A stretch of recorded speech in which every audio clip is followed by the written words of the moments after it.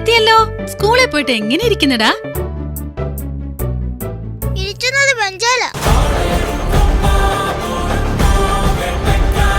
അതല്ലടാ, എങ്ങനെ ഉണ്ടെന്നാ ചോദിച്ചത്. ഓ, ഓരോ വിധത്തിലൊക്കെ ഉണ്ട്. പാതി ചോറ് സഞ്ചിയിലും ഉണ്ട്.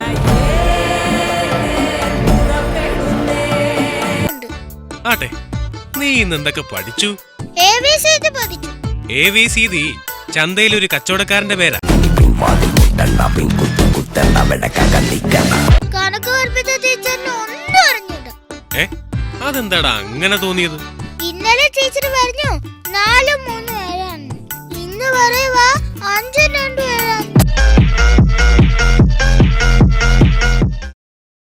ഉണ്ണിക്കുട്ടാ, ആ മേശപ്പുറത്തിരിക്കുന്ന തീപ്പെട്ടി ഇങ്ങെടുത്തേ. ഒരു സാധനം ഇരിക്കുന്ന സ്ഥലത്തൊന്നും മാറ്റരുതെന്നല്ലേ പറഞ്ഞേക്കണേ. നീ പറഞ്ഞ കേക്കൂല അല്ലേ? കേക്കുന്നില്ലെന്ന് ഞാൻ പറഞ്ഞു. ഞാൻ അങ്ങോട്ട് വന്ന ഒരു ചവിട്ട് വെച്ചു തരും. ചവിട്ടാൻ വരുന്ന വരവിന് ആ തീപ്പെട്ടി കൂടി എടുത്തോണ്ട് പോയാൽ മതിയല്ലോ.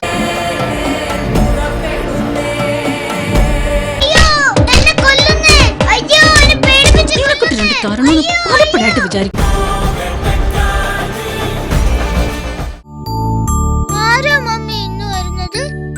അയൽപക്കത്തെ പുതിയ താമസക്കാരാ. അവര് തിന്നുമ്പോ നീ പാത്രത്തിലോട്ട് നോക്കി നിക്കരുത് കേട്ടോ. എന്നാ ഞാൻ വായി നോക്കിക്കോട്ടെ.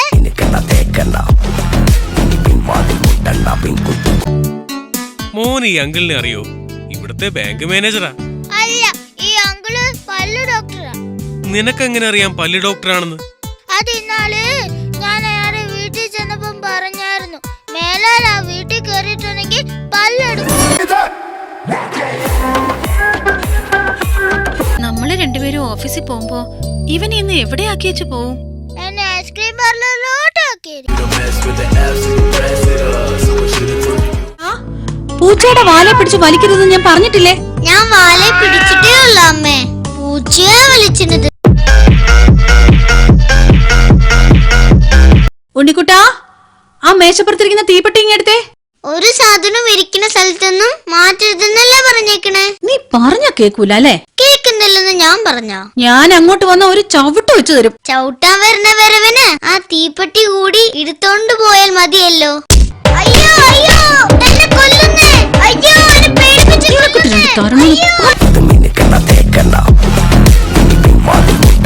പോയി. ഉണ്ണിക്കുട്ടാ, ഉണ്ണിക്കുട്ടാ, കുട്ടാ, മോനെ. വേണ്ടടി, അവൻ ഈ കട്ടിലിനടിയിലുണ്ട്. മിണ്ടാതെ പതുക്കെ നുഴഞ്ഞു ചെല്ലണം. അച്ഛനെന്താ ഇങ്ങോട്ട് വരുന്നേ? അച്ഛനെ അമ്മ തല്ലിയോ?